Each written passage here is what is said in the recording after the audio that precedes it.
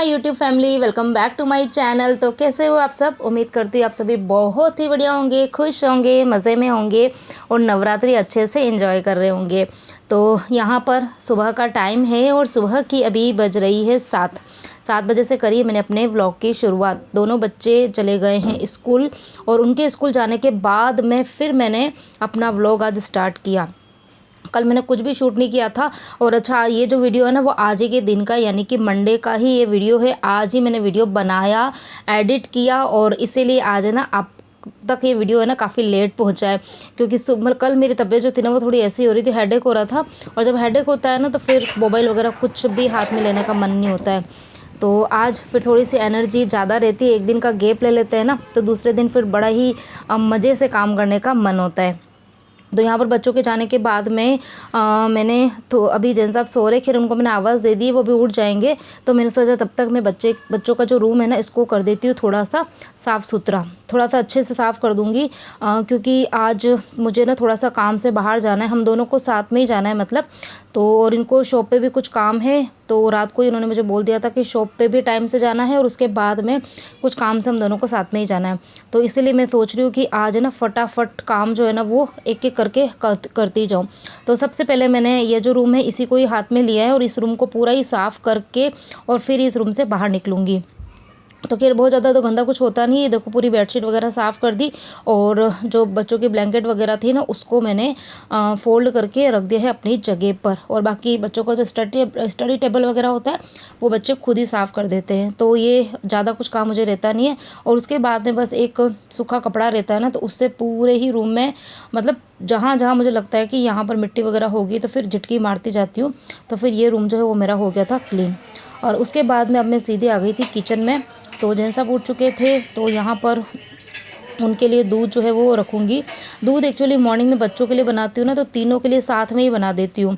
क्योंकि उसमें दूध में ऐसा कुछ नहीं है कि आप गर्म करके रख दो तो वो कोई ख़राब हो जाएगा, ऐसा कुछ नहीं है। तो दूध जो है वो मैंने मॉर्निंग में बना के रख दिया था, मतलब मीठा कर दिया था, अंदर मसाला वगैरह डाल के अच्छे से उबाल दिया था।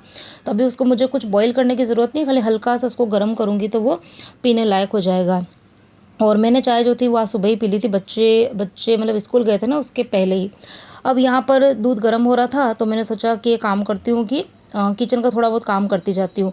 तो आज काम जो है वो कुछ इसी तरीके से मेरे होंगे, कभी किचन में, कभी बाहर, कभी अंदर, कभी बाहर, इसी तरीके से काम मेरे होंगे।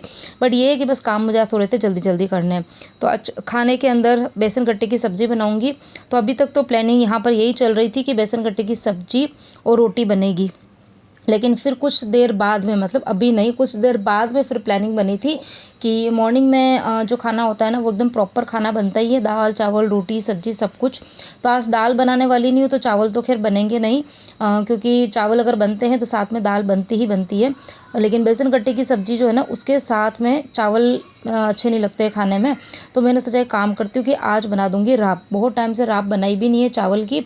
और किसी ने मुझे बीच में कमेंट भी किया था कि श्रद्धा इस बार बहुत टाइम से, मेरी जो कुछ राजस्थानी फ्रेंड्स होती है ना सब्सक्राइबर, तो वो मतलब याद दिला देती है, क्योंकि इस बार सही में बहुत टाइम से मैंने राब नहीं बनाई थी।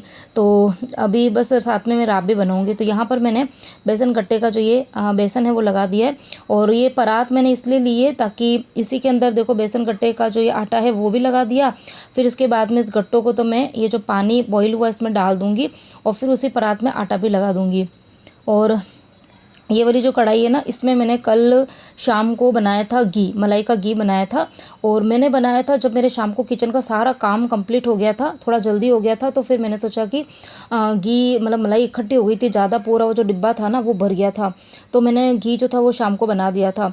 तो मतलब अक्सर ऐसा होता है ना कि अगर मैं खाना बनाने के पहले अगर मलाई का घी बना देती हूँ ना तो वो जो कढ़ाई होती है वो पूरी साफ़ रहती है, मतलब जलती नहीं है। आपने देखा भी होगा जो कढ़ाई होती है ना वो मेरी बिल्कुल क्लीन रहती है। लेकिन है ना घी वगैरह चिपका हुआ रहता है तो उसकी वजह से वो चिकनी होती है। तो मैं कोशिश ये करती हूँ कि उसी कढ़ाई के अंदर कोई ना कोई दाल को तड़का लगा दूँ। मतलब सूखी सब्ज़ी तो नहीं बनाती हूँ क्योंकि सूखी सब्ज़ी फिर चिपकती है, लेकिन अगर दाल वाल का कुछ तड़का वगैरह लगाना होता है ना तो उसमें लगा देती हूँ, ताकि कढ़ाई की जो सारी चिकनाई वगैरह होती है ना वो भी साफ़ हो जाती है और ज़रा भी घी वगैरह वेस्ट नहीं होता है। तो कौन कौन इस तरीके से करता है मेरी तरह मुझे ज़रूर बताना। मैं तो खैर ऐसे करती ही हूँ। तो इसीलिए फिर मैंने बेसन गट्टे जो बॉईल करने थे वो उस कढ़ाई के अंदर ही कर दिए, ताकि वो कढ़ाई जो होगी ना वो अच्छे से साफ़ भी हो जाएगी और ज़रा भी घी वेस्ट नहीं होगा। अब यहाँ पर मुझे ये चढ़ानी थी राब, तो उसके लिए मैंने ले लिए चावल। और ये वाले जो चावल है ना, ये मतलब बासमती चावल नहीं है, ये है ना जो मूँग की दाल, सॉरी मूँग की दाल की जो खिचड़ी बनाते हैं ना, उसके लिए मैं अलग से चावल लाती हूँ, जो बासमती नहीं होते। इसका नाम तो खैर मुझे नहीं पता है, पर ये बासमती वाले चावल नहीं है। तो इसकी जो खिचड़ी होती है ना वो बहुत अच्छी बनती है, मतलब एक सीटी में ही वो बहुत अच्छे से चावल होते हैं ना वो सॉफ्ट हो जाते हैं। तो यहाँ पर मैंने चावल ले ली, ज़्यादा नहीं बनाऊंगी राब, मतलब उतनी ही बनाऊंगी कि सुबह ख़त्म हो जाए, क्योंकि ये जो राब होती है ना वो सुबह खाने में तो ठीक लगती है, लेकिन फिर शाम होते होते वो थोड़ी सी ना थिक हो जाती है, तो फिर कोई भी नहीं खाता है। तो इसीलिए मैंने मेज़रमेंट से ही चावल जो थे वो लिए थे। अब यहाँ पर ये वाला जो कुकर है, और स्पेशली मेरा जो छोटा वाला कुकर है ना, उसके बारे में कमेंट्स आते रहते हैं कि आपका जो कुकर है वो कौन सी कंपनी का है और काफ़ी अच्छा दिखता है। तो सही में दो कुकर है, दोनों ही मेरे काफ़ी अच्छे हैं। स्टील के कुकर, स्टेनलेस स्टील के हैं। ये बड़ा वाला जो कुकर है ये 3 लीटर का है, और ये है प्रेस्टीज का। और छोटा वाला जो कुकर है ना वो है मेरा पिजन कंपनी का। और अगर बात करें कि दोनों में से बेटर कौन सा है, तो वैसे तो दोनों बहुत अच्छे हैं कुकर, लेकिन मुझे ये बड़ा वाला जो कुकर है ना ये ज़्यादा अच्छा लगता है, क्योंकि ये बड़ा वाला जो है ना वो प्रेस्टीज का है। ये मुझे ज़्यादा इसलिए अच्छा लगता है कि इसका जो हैंडल है ना वो कभी आज दिन तक, मतलब जब से मैंने परचेज़ किया है 2-3 साल हो गए, कभी ऐसा नहीं हुआ कि इसका हैंडल लूज़ हो जाए। जबकि छोटा वाला जो कुकर है ना वो है तो हेवी है, मतलब उसका जो मटेरियल है ना वो काफ़ी ज़्यादा अच्छा है, हेवी कुकर है वो, लेकिन पता नहीं उसका जो हैंडल है ना वो हर 3 से 4 दिन में लूज़ हो जाता है। उसको मुझे फिर है ना हमेशा कस के टाइट करना पड़ता है। तो इसीलिए मुझे ये बड़ा वाला कुकर ज़्यादा अच्छा लगता है, लेकिन मैं ज़्यादा यूज़ छोटे वाले का ही करती हूँ, क्योंकि हम 4 जने ही है घर में, तो उस हिसाब से जितनी दाल वगैरह बनानी होती है ना तो वो कुकर के अंदर अच्छे से हो जाती है। तो चलिए आज कुकर के बारे में भी मैंने बता दिया। कई बार कमेंट आते हैं, मैं सोचती हूँ कि मैं वीडियो में बताऊँगी, लेकिन मैं भूल जाती हूँ। तो यहाँ पर मैंने चावल चढ़ा दिए थे। अब उसके बाद में यहाँ पर ये जो बेसन गट्टे मैंने चढ़ाए थे ये भी अच्छे से हो गए हैं, मतलब बॉईल हो गए, अच्छे से पक ही गए हैं। हार्डली मतलब मुझे लग रहा है शायद 2-3 मिनट और रहने दूंगी तो हो जाएंगे। मतलब 20 मिनट तक मैं घड़ी देख के चढ़ाती हूँ। 20 मिनट में गट्टे जो होते हैं ना वो अच्छे से बन जाते हैं और एकदम फूल चुके हैं। तो बस अब इसके बाद में इसको मुझे तड़का लगाना बाकी है। और उसके बाद में अब मैं सीधे आ गई थी मेरे वाले रूम में। तो बच्चों वाला रूम मैंने क्लीन कर दिया, फिर मैं किचन में गई थी, थोड़ा बहुत किचन का काम किया, और अब मैं अगेन आई हूँ इस रूम में। तो अभी जैन साहब जो है वो नहाने के लिए चले गए हैं, और वो मुझे बोल के गए हैं कि फटाफट से खाना रेडी कर देना। वो खाना खा के पहले शॉप पे जाएंगे, और फिर उनके शॉप पे जो थोड़ा बहुत उनको काम करना है अर्जेंट, वो काम करके फिर वापस घर पे आएंगे। और फिर उसके बाद में हम दोनों जने जाएंगे जिस काम से हमको जाना है बाहर। तो यहाँ पर बस इस रूम को मैं कर दूँगी। ये रूम तो खैर ज़्यादा गंदा नहीं होता है, क्योंकि इस रूम में आजकल ना तो बच्चे पढ़ते हैं ना सोते हैं। बच्चे अपनी पढ़ाई वगैरह सब उनके रूम में ही करते हैं। तो यहाँ पर बस जो मुझे बेडशीट है उसी को सही करनी है। अच्छा, ये जो मैट्रेस है ये हमने अभी नया ही लिया है, तो मुझे इसके बारे में भी किसने पूछा था कि आपका नया वाला मैट्रेस ज़्यादा अच्छा है या पुराना वाला। तो मैट्रेस तो खैर ये भी अच्छा है, पुराना वाला भी अच्छा ही था, उसमें भी कोई तकलीफ़ नहीं थी। दोनों ही स्लिप वेल के ही हैं, हमारी शॉप से ही हमने लिए।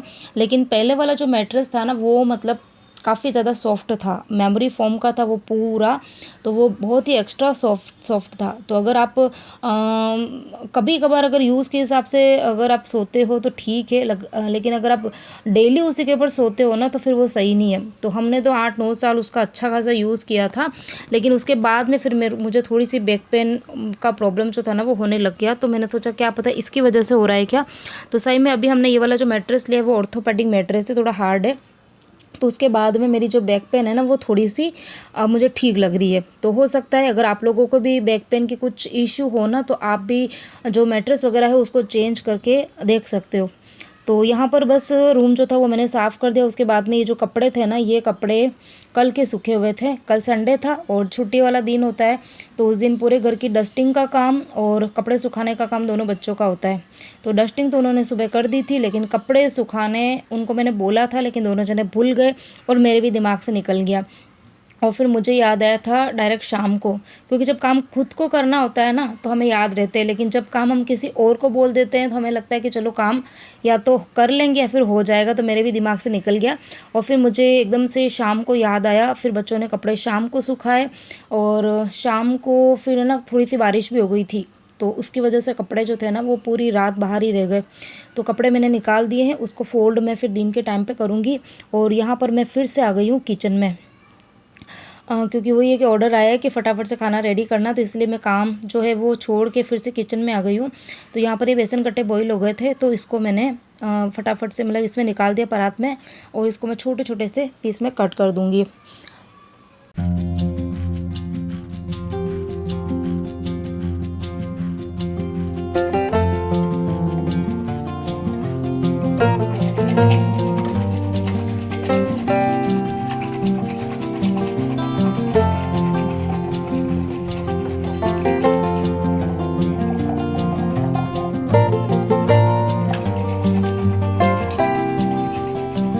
तो यहाँ पर गट्टे जो थे वो मैंने छोटे छोटे कट कर दिए हैं, और एक तरफ मैं लगाऊंगी बेसन गट्टे को तड़का, और तब तक एक तरफ राब चढ़ा देती हूँ, क्योंकि राब जो है उसको लगातार हिलाना पड़ता है। तो एक तरफ तड़का वगैरह लगाऊंगी, तब तक इधर जो राब है ना उसमें भी बॉईल आ जाएगा।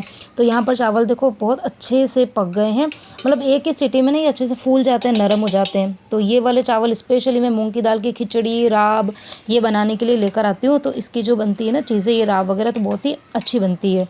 अच्छा, मुझे कोई ये भी पूछ रहा था कि श्रद्धा, आपने दिवाली की क्लीनिंग जो है वो स्टार्ट कर दी थी, तो अब आपने आगे काम जो है वो रोक दिया है या फिर कंटिन्यू चल रहा है? तो अब इसका मैं क्या आंसर दूँ, रोका है या कंटिन्यू, मुझे खुद को पता नहीं चल रहा है। क्योंकि जिस मैंने एनर्जी के साथ में काम स्टार्ट किया था ना, उस एनर्जी से काम नहीं हो पा रहा है। लेकिन हाँ, काम अभी बंद नहीं हुआ है, काम जो है वो मेरे जारी है, चल रहे हैं। बस ये है कि मैं वीडियो नहीं बना पा रही हूँ, क्योंकि दूसरे देखो घर के दूसरे काम इतने ज़्यादा होते हैं ना, उस बीच में जब जैसा मुझे टाइम मिलता है, सुबह मिलता है तो ठीक, नहीं तो फिर दिन को, नहीं तो कभी शाम को, तो छोटी मोटी जो ड्रॉवर्स होती है या फिर कोई कैबिनेट खाली करके साफ़ मुझे करना होता है, छोटा मोटा काम, तो वो मेरा चल रहा है। बाकी बड़े बड़े जो काम है, जैसे कि मेरे रूम का बेड खाली करके वो मुझे साफ़ करना है, ऊपर के सारे कैबिनेट मुझे साफ़ करने हैं, और जो मेरी अलमीरा है, पूरी वार्डरोब जो मेरी है उसको, और ड्रेसिंग टेबल दोनों को मुझे ऑर्गेनाइज़ करना है अच्छे से। तो ये काम मेरे बाकी है। तो ये मैं जब करूँगी ना तो आप लोगों के साथ में शेयर करूँगी, क्योंकि मेरे पास में कमेंट आते ही रहते हैं कि आप अपनी अलमीरा और ड्रेसिंग टेबल इसको आप कैसे ऑर्गेनाइज़ करते हो, शेयर करना। तो वो मैं आप लोगों के साथ में ज़रूर शेयर करूँगी। अभी हाल फ़िलहाल छोटे मोटे काम जो है वो मेरे चल रहे हैं। और एक चीज़ और बतानी थी, हाँ, अभी मैंने कुछ ऑनलाइन शॉपिंग भी करी है, और मतलब मैंने 5-7 दिन पहले ही ऑर्डर कर दी थी चीज़ें, तो लेकिन एक एक चीज़ मुझे रिसीव होती जा रही है। तो मैं सोच रही हूँ कि जब मुझे सारे ही सामान रिसीव हो जाएंगे, तो उसके बाद में फिर मैं आपके साथ में पूरा शॉपिंग हॉल वीडियो बना के आपके साथ शेयर करूँगी। इतनी प्यारी प्यारी चीज़ें एकदम रिजनेबल रेट में मुझे मिली है, इतनी अच्छी अच्छी ना, कि आपका भी दिल खुश हो जाएगा। बस ये कि 1-2 चीज़ें और आनी बाकी है, वो मुझे मिल जाए तो फिर मैं आपके साथ में वो व्लॉग जो है ना वो डिटेल में शेयर करूँगी, हर चीज़ का विथ प्राइस, और जो जेन्युइन रिव्यू होगा ना वो दूंगी। क्योंकि जो चीज़ें मंगाई है ना वो मैंने खुद से मंगाई है, कोई प्रमोशनल वीडियो नहीं होगा, ठीक है। तो बस फटाफट से सारी चीज़ें जो मुझे रिसीव हो जाए। तो यहाँ पर बस बेसन गट्टे को भी तड़का लगा दिया था, रात के अंदर भी बॉईल आ गया था, तो बस अब उसको हिलाने की ज़रूरत नहीं, ये काम होता रहेगा। और अब मैं जाऊँगी जो मेरा हॉल है लिविंग रूम, उसके अंदर, तो वहाँ पर भी मुझे सोफ़े के कवर वगैरह सही करने हैं, तो वो भी मैं कर लेती हूँ।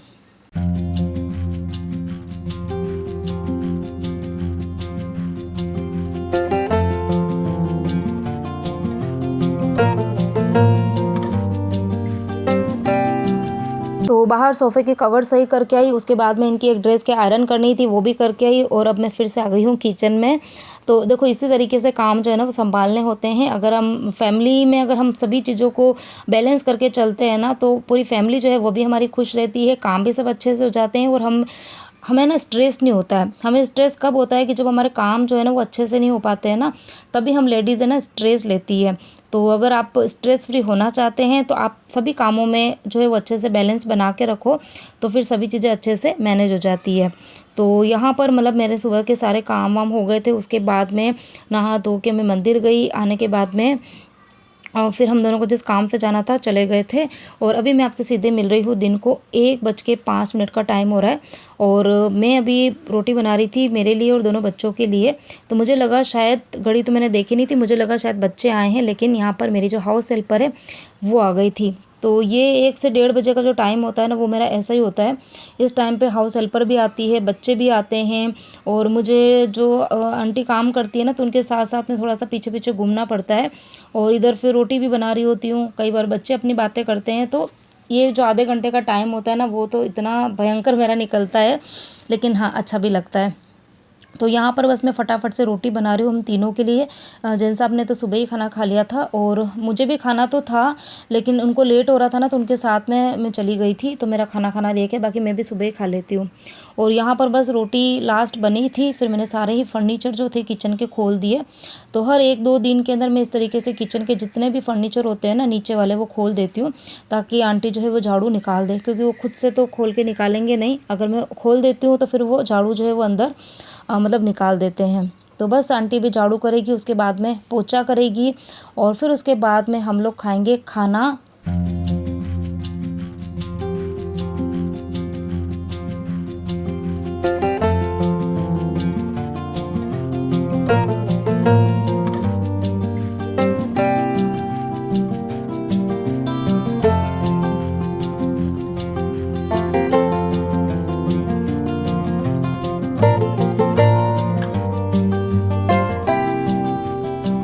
तो जब तक आंटी झाड़ू पोछा करेगी तब तक हम सभी लोग एक जगह पे बैठ जाएंगे, क्योंकि मुझे अगर झाड़ू पोछा होता है ना, तो कोई भी अगर घूमता है, कोई भी हो, तो मुझे बिल्कुल भी अच्छा नहीं लगता। और इसीलिए बताया मैं आंटी को थोड़ा लेट इसीलिए बुलाती हूँ, ताकि मतलब इधर उधर कोई घूमे नहीं। मतलब ये भी शॉप पे चले जाते हैं, बच्चे भी स्कूल होते हैं।